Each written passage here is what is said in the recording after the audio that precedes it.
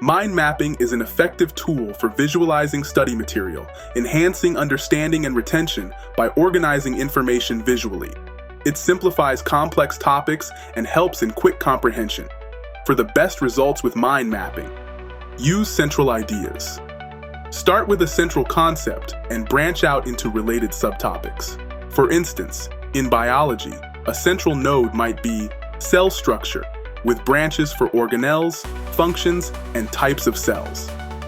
Incorporate visuals. Include images, colors, and symbols to make maps more engaging and memorable. A history student might use different colors for various historical periods or events. Connect concepts. Show relationships between ideas with lines or arrows.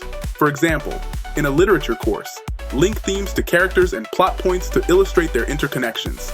Practical examples include a student using a mind map to outline an essay structure or a project manager mapping out tasks and deadlines.